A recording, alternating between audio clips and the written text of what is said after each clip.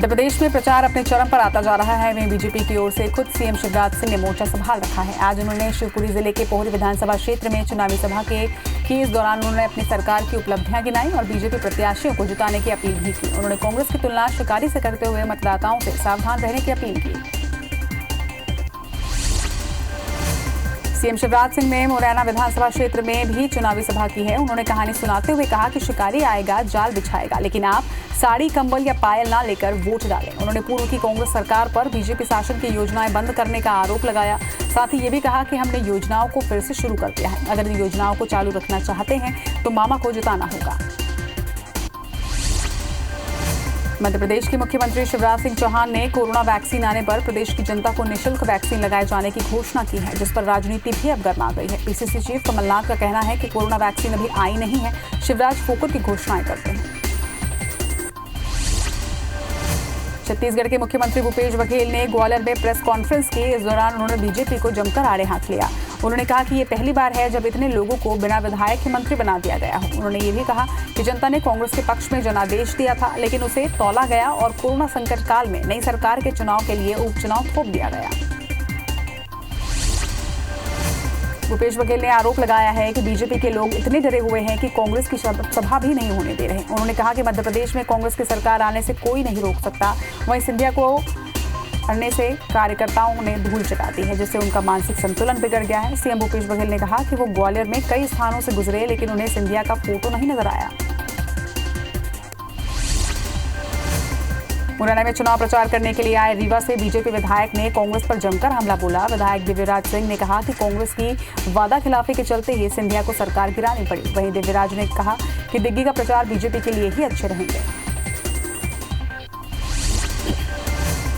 दतिया के भांडेर में उपचुनाव को लेकर लोगों को मतदान के लिए जागरूक किया जा रहा है। इसी कड़ी में आज जनपद पंचायत के मुख्य कार्यपालन अधिकारी गिरिराज दुबे ने भी बैलगाड़ी चलाकर ज्यादा से ज्यादा मतदान करने की अपील मतदाताओं से की है। वहीं इलाके में मतदान केंद्र पर दिवाली मनाकर मतदाताओं को जागरूक किया जा रहा है।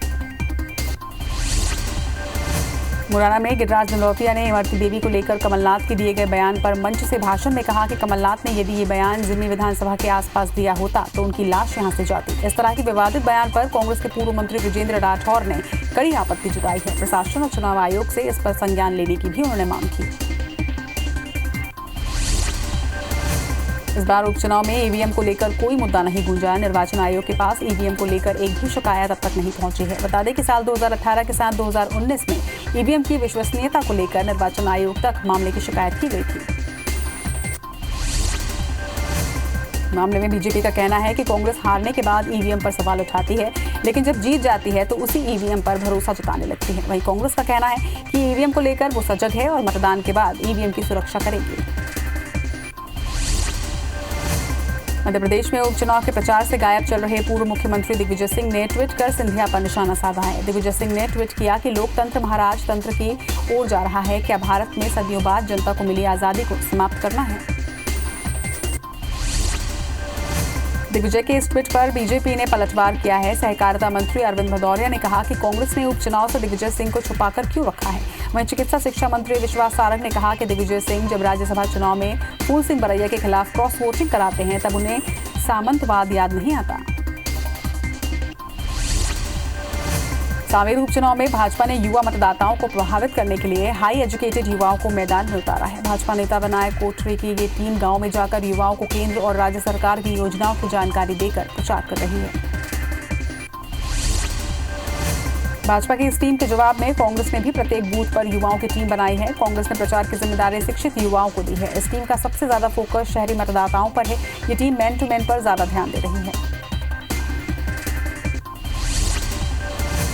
जगदलपुर स्थित बीजेपी कार्यालय में एक कार्यक्रम में 200 लोगों ने भाजपा ज्वाइन किया, पार्टी की सदस्यता ली। वहीं भाजपा प्रवक्ता केदार कश्यप ने बताया कि महेश कश्यप के नेतृत्व में 150 से अधिक कार्यकर्ताओं ने भाजपा की रीति नीति सिद्धांत से प्रभावित होकर पार्टी में प्रवेश किया है। छत्तीसगढ़ के कृषि मंत्री रविंद्र चौबे ने बेमेतरा जिले का दौरा किया। इस दौरान डेयरी महाविद्यालय और दुग्ध शीतलीकरण संयंत्र के लिए जगह का निरीक्षण किया गया। उन्होंने सबसे पहले कृषि महाविद्यालय ढोलिया का आकस्मिक निरीक्षण किया। अधिकारियों को आवश्यक दिशा निर्देश भी दिए। छत्तीसगढ़ की राज्यपाल अनुसुईया उइके ने आज डूंगरगढ़ की मां बमलेश्वरी के दर्शन किए। उन्होंने मां से प्रदेश की खुशहाली की कामना की।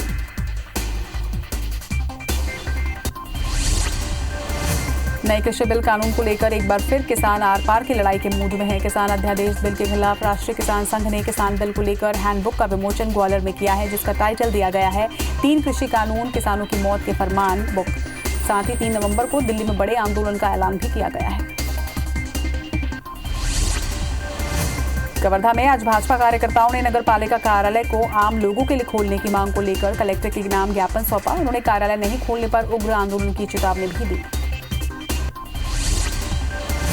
कबीरधाम जिले में बारिश के चलते चने के फसलों को नुकसान पहुंचने पर किसान संघ ने मुआवजे की मांग की थी, जिसके बाद सरकार ने कबीरधाम जिले के किसानों के लिए 74 करोड़ राशि की। इस राशि से चना उत्पादक किसानों को बड़ी राहत मिलेगी। जशपुर जिले में पीडब्ल्यूडी विभाग की ज्यादातर सड़कें जर्जर होने लगी है। वहीं अधिकारियों ने इन सड़कों पर सुधार कार्य करने के बजाय 1-2 प्रभावशाली नेताओं के निवास के सामने की सड़कों को दुरुस्त कर वाहवाही बस लूट ली। सड़कें जर्जर होने से ग्रामीणों को खासी परेशानी हो रही है। वहीं मामले को लेकर कलेक्टर ने जांच की बात कही है। बस्तर कलेक्टर रजत बंसल ने शुक्रवार को जिले के आला अधिकारियों के साथ दरभा ब्लॉक के नक्सल प्रभावित इलाके मदरकोंटा का दौरा किया। यहां कलेक्टर ने विकास कार्यों की जमीनी हकीकत की पड़ताल की और ग्रामीणों से चर्चा भी की। केशकाल से विश्रामपुरी जाने वाले मुख्य मार्ग के किनारे जियो पाइपलाइन बिछाने के नाम पर नियमों के खिलाफ धड़ल्ले से खुदाई की जा रही है, जिस पर विभाग भी मौन है। खुदाई के बाद मिट्टी को सड़क किनारे ही रख दिया गया है, जिसके चलते एक बाइक दुर्घटना से एक युवक गंभीर रूप से घायल हो गया। विदिशा के शमशाबाद तहसील के जोधपुर के ग्रामीणों ने बंद बिजली की शिकायत करते हुए मुख्यमंत्री शिवराज सिंह के नाम ज्ञापन सौंपा है। उन्होंने कहा कि अटल ज्योति योजना की ज्योति उनके लिए अटल नहीं है। विदिशा के विवेकानंद चौराहा के पास भगत सिंह कॉलोनी के नजदीक सड़क हादसे में 12 घंटे के अंतराल में 2 लोगों की मौत हो गई, जिससे आक्रोशित लोग उग्र हो गए हैं और उन्होंने सड़क पर जाम लगाते हुए उग्र प्रदर्शन भी किया। गुना कलेक्टर के फरमान से ठेकेदारों में हड़कंप मच गया है। कलेक्टर का फरमान है कि अब नगर पालिका क्षेत्र में डलने वाली सड़कों की गुणवत्ता को परखने के लिए वहां रहने वाले 50% जनता की मोहर लगनी भी जरूरी होगी। इसके बाद ही सड़क निर्माण कराने वाले ठेकेदार का भुगतान किया जाएगा।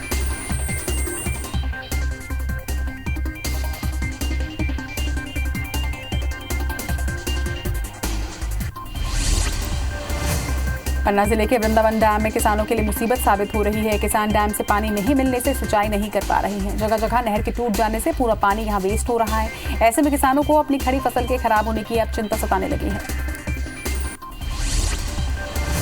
इंदौर के विजयनगर थाना क्षेत्र के स्वर्णबाग कॉलोनी में सैफुल्लाह कादरी ने अपनी पत्नी को 3 बार तलाक कहकर घर से निकाल दिया। आरोपियों के खिलाफ पुलिस ने मामला दर्ज कर लिया है। रायपुर के सिविल लाइन थाना क्षेत्र में कारोबारी के आमिर सोहेल के अपहरण मामले में पुलिस ने चौथे आरोपी संदीप ध्रुव को भी गिरफ्तार कर लिया है। पुलिस ने बताया कि आरोपी संदीप ध्रुव अपहरण के मास्टरमाइंड आमिन अली के साथ ट्रैवल्स का काम करता था। खजुराहो के राजनगर में 50 वर्षीय किसान पर 2 अज्ञात लोगों ने चाकू से हमला कर दिया। घायल अवस्था में किसान को राजनगर अस्पताल ले जाया गया, जहां प्राथमिक उपचार के बाद जिला अस्पताल रेफर कर दिया गया। वहीं घटना के बाद से आरोपी फरार है, जिसकी तलाश में पुलिस जुट चुकी है। मुरैना जिले में एसएसटी टीम ने एक इनोवा गाड़ी से 11,80,000 रुपए कैश जब्त किए हैं। अल्लाह वैली चौक पर चेकिंग के दौरान ये पैसा बरामद किया गया। बता दें कि उपचुनाव के चलते चुनाव आयोग ने 50,000 तक राशि ही ले जाने की अनुमति दी है। बिंड आरक्षक की पिस्टल छीन कर भागने वाले युवक को पुलिस की टीम ने गिरफ्तार कर लिया है। इधर आरोपी के परिजनों ने पुलिस की टीम पर हमला कर दिया। बता दें कि आरोपी ने बस में आरक्षक को बंधक बनाकर पिस्टल छीन लिया था। बलरामपुर जिले के बसंतपुर थाना क्षेत्र से नाबालिग लड़की के अपहरण मामले में पुलिस ने 2 आरोपियों को गिरफ्तार किया है। दोनों आरोपी जीजा और साला हैं। पुलिस ने लड़की के पिता की रिपोर्ट पर अपहरण का मामला दर्ज कर पतासाजी की तो आरोपियों का नाम सामने आया। कबीरधाम जिले के पांडातराई गांव में एक युवक को बिल्डिंग मटेरियल बेचने के नाम पर 5,95,000 रुपए की ठगी का मामला सामने आया है। पीड़ित युवक की रिपोर्ट पर पांडातराई पुलिस ने मामला दर्ज कर आरोपी की तलाश शुरू कर दी है। दिल्ली में बस चेकिंग के दौरान आरक्षक को बंधक बनाकर मारपीट कर पिस्टल लूटने वाले आरोपियों के घर दिल्ली पुलिस और भिंड पुलिस ने मच्छर गांव में आज दबिश दी। इस मामले में पुलिस ने चौरसिया बस सर्विस संचालक के बेटे सहित 3 लोगों को गिरफ्तार भी किया है। राजीव के फिंगेश्वर के सिर्री कला में एक युवक के 6.5 लाख रुपए ठगी करने का मामला सामने आया। युवक को लकी ड्रॉ में कार फंसने का झांसा देकर एक शख्स ने 4.5 लाख रुपए ठग लिए, जिसके बाद युवक की शिकायत पर फिंगेश्वर पुलिस ने मामला दर्ज कर जांच शुरू कर दी है। धमतरी में कोतवाली पुलिस ने आईपीएल सट्टे पर बड़ी कार्रवाई करते हुए रायपुर के 4 सटोरियों को गिरफ्तार किया है। पुलिस ने ये कार्रवाई नया बस स्टैंड के पीछे ओरियो लॉज में की, जिसमें लगभग 57,000 रुपए की रकम बरामद की गई है। धार में क्राइम ब्रांच और बाग थाना पुलिस की संयुक्त कार्रवाई में 5 सशस्त्र डकैत गिरोह के आरोपी गिरफ्तार हुए हैं। आरोपियों के पास से कई हथियार भी बरामद किए गए। चित्रकूट की नगरनार पुलिस ने 1 क्विंटल गांजे के साथ 2 आरोपियों को गिरफ्तार किया है। एक आरोपी राजस्थान और दूसरा ओडिशा का रहने वाला है। वहीं जब्त गांजे की कीमत 5 लाख रुपए बताई जा रही है। फिलहाल पुलिस ने आरोपियों पर मामला दर्ज कर जांच शुरू कर दी है। आज रायपुर सीआरपीएफ के डीआईजी एसके मिश्र हेलीकॉप्टर से बलरामपुर के कुस्बी पहुंचे। डीआईजी एसके मिश्र ने नक्सल प्रभावित इलाकों का भी दौरा किया। इसके बाद उन्होंने कमांडरों की मीटिंग भी ली। रायसेन जिले में डीजल पेट्रोल से भरा टैंकर अचानक पलट गया, जिसके बाद देखते ही देखते टैंकर में आग लग गई। चालक और क्लीनर ने कूदकर अपनी जान बचाई। वहीं आग से कोई जनहानि की सूचना नहीं है। वहीं मौके पर पहुंची दमकल की टीम ने आग पर काबू पाया। ग्वालियर के सिरोल रोड के किनारे बिछी गैस पाइपलाइन में अचानक गैस रिसने से आग लग गई। आग की लपटों को देख लोगों ने फायर ब्रिगेड को सूचना दी। सूचना मिलते ही फायर ब्रिगेड की गाड़ियां मौके पर पहुंची और आग पर काबू पाया और पाइपलाइन ठीक करने के लिए गैस कंपनी के अधिकारियों को खबर दी गई और इससे एक बड़ा हादसा होने से टल गया। आगरमालवा जिले से होकर गुजरे नेशनल हाईवे 552G पर मजदूरों से भरी पिकअप और कार में भिड़ंत हो गई। हादसे में एक महिला की मौत हो गई। वहीं 14 लोग घायल हो गए। सभी घायलों को इलाज के लिए अस्पताल में भर्ती करवाया गया है। जबलपुर में बढ़ते सड़क हादसों की रफ्तार रोकने के लिए ट्रैफिक पुलिस ने एक नई कवायद शुरू की है। पुलिस ने एक्सीडेंटल कार को जबलपुर नागपुर नेशनल हाईवे पर एक टावर के ऊपर रखा है। हाईवे पर ऊंचे टावर पर रखी इस दुर्घटनाग्रस्त कार को वाहन चालक दूर से ही देख सकते हैं। टावर पर पुलिस ने ट्रैफिक अवेयरनेस के स्लोगन भी लिखवाए हैं।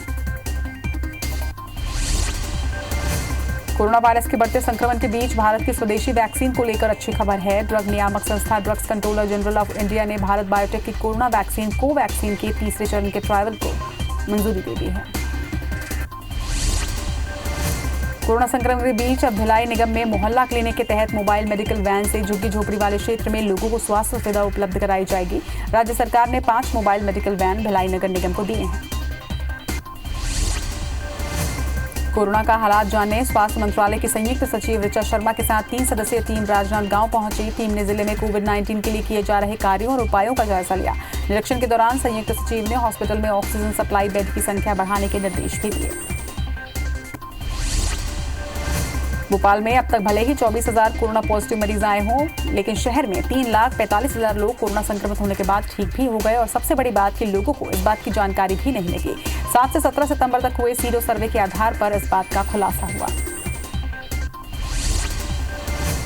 मध्य प्रदेश में कोरोना काल में बड़ी बेरोजगारी के बीच एक गुड न्यूज सामने आई है। 1 जून से लॉकडाउन खत्म होने के बाद 59,000 नौकरियां पैदा हुई हैं। इनमें से 25,000 नौकरियां सिर्फ अगस्त महीने में ही मिली हैं।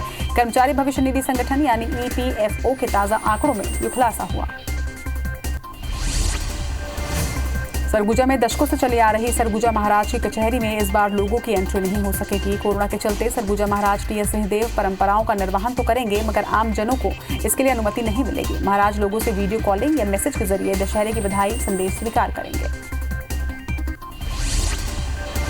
नवरात्रि के 7वें दिन इंदौर के विजयनगर स्थित मां कालका मंदिर पर विशेष श्रृंगार के साथ पूजा की गई। इस दौरान लोगों ने कोरोना गाइडलाइन का भी पालन किया। पूजा के साथ साथ सोशल डिस्टेंसिंग का भी पालन मंदिर में देखने को मिला। नरसिंहपुर के खैरीकला गांव के युवा सरपंच ब्रिजेश पटेल ने मिसाल पेश की है। सरपंच ने ग्रामीण युवाओं की मदद से मानसिक रूप से कमजोर युवक की मदद की और उन्हें खाने पीने की चीजें भी दी। दयनीय स्थिति से गुजर रहे युवक की स्थिति अब बेहतर बताई जा रही है।